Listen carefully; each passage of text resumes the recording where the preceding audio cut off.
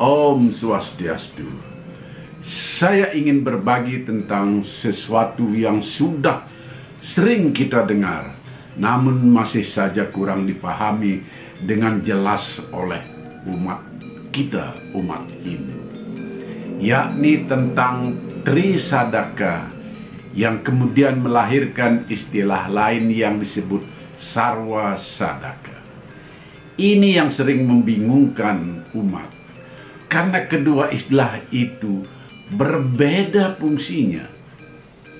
Trisadaka berkaitan dengan ritual keagamaan, dan Sarwa Sadaka hanya berkaitan dengan keberadaan para sadaka, yaitu para sulinggih atau pendeta Hindu.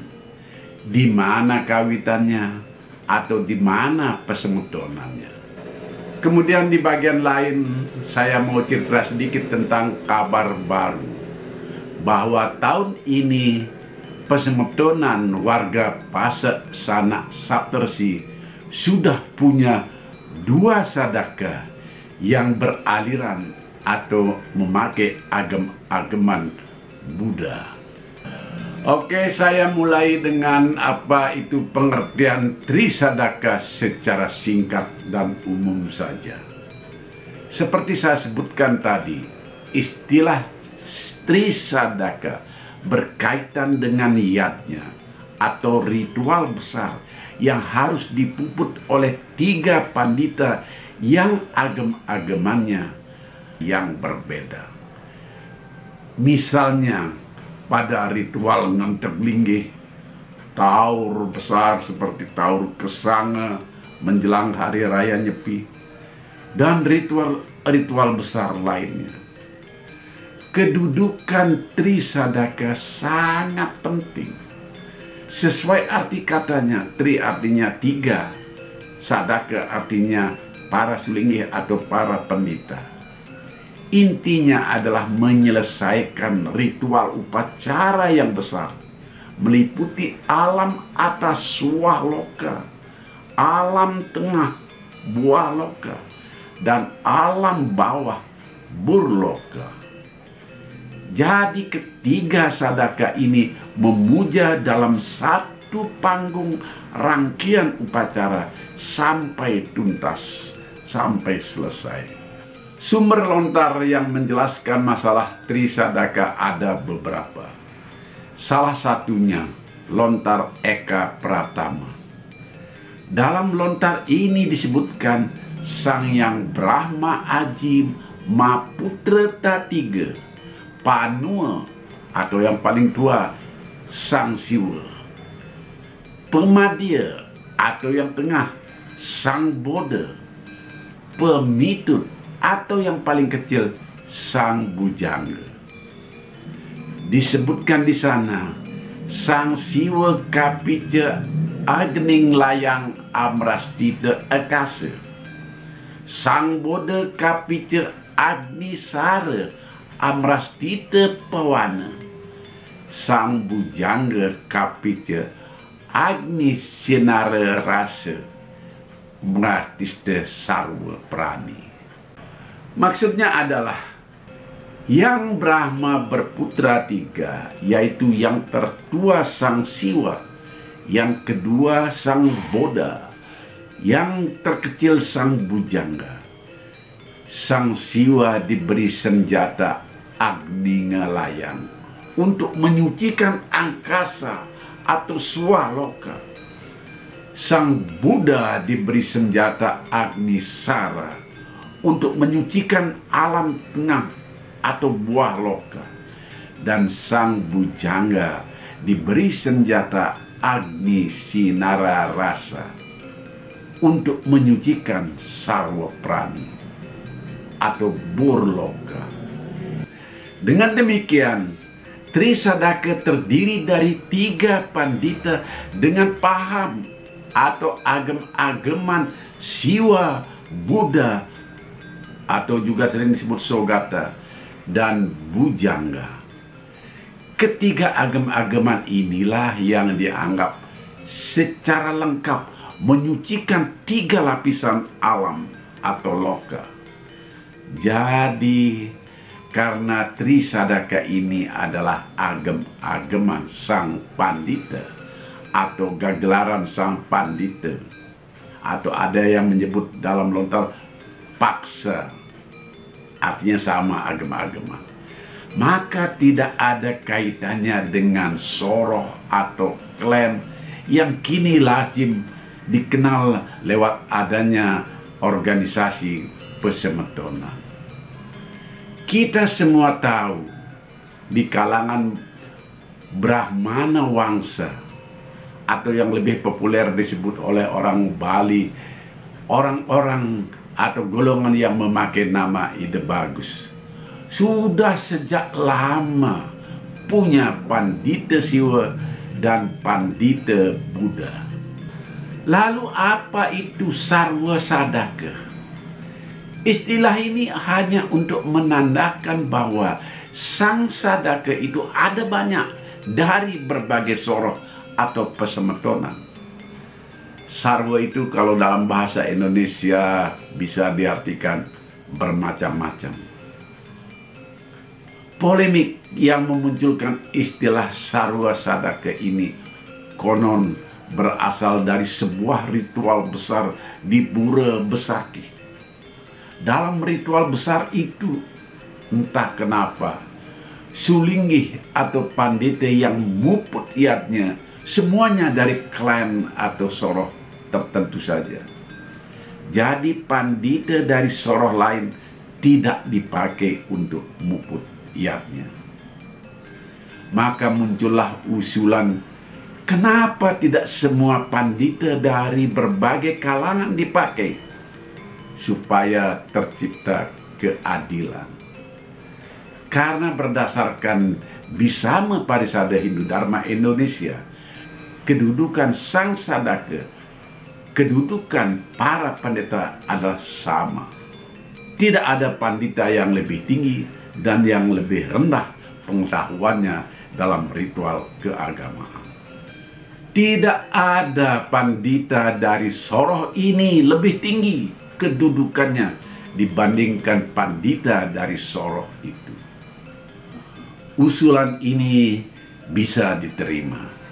Dari situlah muncul istilah, kalau ada ritual besar di Besaki atau di pura manapun di Bali, tentu saja pura umum atau yang dikenal dengan Kahyangan Jagat, pandita yang muput iatnya harus dari berbagai soroh, harus bermacam-macam soroh, sarwa soroh, sarwa sadaka. Maka istilah sarwa sadaka pun muncul saat itu dan sampai sekarang orang mengenalnya. Jadi sarwa sadaka itu tidak ada kaitannya dengan ritual keagamaan yang membersihkan atau menyucikan tiga alam atau loka tadi, alam bur, alam buah, alam suah. Jadi kalau kita melihat ada banyak pandita yang muput bersamaan, lebih dari 3 pandita di satu panggung atau pamiosan, maka semua pandita itu berstatus sama. Bahwa ada kemudian yang bertindak sebagai pembersih alam bur, alam buah, alam suah, maka tugas pemangku untuk meminta tirta dari para pendeta yang ada. Kalau misalnya pada acara Mereresik, ini hanya sekedar contoh saja, maka ada pandita yang ngarge tirta bayakawan, ada pandita yang tugasnya ngarge tirta durmanggala, tirta prayascita, dan seterusnya. Agam-agaman sang pandita itu bisa saja sama semuanya. Kembali ke masalah Trisadaka. Jika pandita itu melaksanakan agam-agaman khusus dalam yadnya besar, maka ketiga pandita dengan agam-agaman yang berbeda ini juga berbeda cara memujanya. Pandita dengan gagelaran bujangga umumnya disertai oleh pandita istri dalam memuja. Dan tugas pandita istri adalah membunyikan bajra utara. Urutan pemujaan yang disebut dengan Arga Patra sebelum Ngarga Tirta juga berbeda. Pandita Buddha umumnya hanya memakai bajra di tangan kiri dan di tangan kanannya memegang senjata gada. Kalau Pandita Siwa setelah melakukan pembersihan diri, lalu memakai santong, lalu melinggihan catur dasa siwa, kemudian memakai bau. Karena itulah di dalam ritual dengan memakai Trisadaka bisa saja terjadi pandita yang satu sudah memakai bau dan membunyikan bajra, yang lainnya belum. Ini hal yang biasa karena agam-agamannya yang berbeda. Kalau ritual tanpa Trisadaka dan begitu banyak pandita yang memuja, apa yang disebut kemudian dengan Sarwa Sadaka itu biasanya saling menunggu kapan membunyikan bajra atau genta dan kapan memakai bau. Jadi seragam bersama-sama. Dan saling tunggu-menunggu itu umumnya disebabkan oleh Arga Patra yang berbeda. Ada yang memakai secara lengkap, ada yang dipotong. Busana kependetaan itu juga tidak sama di antara para Trisadaka. Pandita Siwa dan Pandita Bujangga rambutnya tergelung ke atas dan diikat oleh genitri seperti saya ini, atau disebut mekerucut. Sedangkan pandita dengan agam-agaman Buddha rambutnya tidak mengerucut, terurai begitu saja. Dalam bahasa Bali disebut megambahan. Ada lontar lain yang menjelaskan lagi dengan rinci tentang agam-agaman Trisadaka, yakni lontar Resi Wesnawa. Tapi kalau saya uraikan di sini tentu akan sangat panjang, karena lebih banyak memberikan pelajaran soal ilmu-ilmu kependetaan.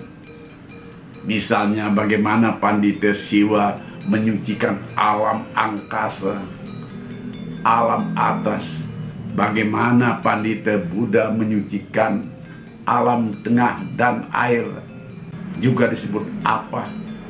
Bagaimana Pandita Bujangga menyucikan ruang bawah atau tanah, disebut pertiwi. Nah, karena tadi sudah saya katakan Trisadaka tidak terikat dengan soroh, maka soroh atau pesemetonan apapun berhak melahirkan Pandita Trisadaka. Ini yang dilakukan oleh warga Pasa Sanak Saptarsi yang sudah lama mengkajinya dan lanjut memberi pembekalan kepada mereka yang berminat menjadi Pandita Buddha. Baru tahun 2022 ini terwujud hal itu dengan diemasnya atau dilahirkannya dua Pandita Buddha dari kalangan warga Pasa. Tentu saja belajarnya sudah lama, karena tetap melewati masa-masa yang disebut Ida Bawati.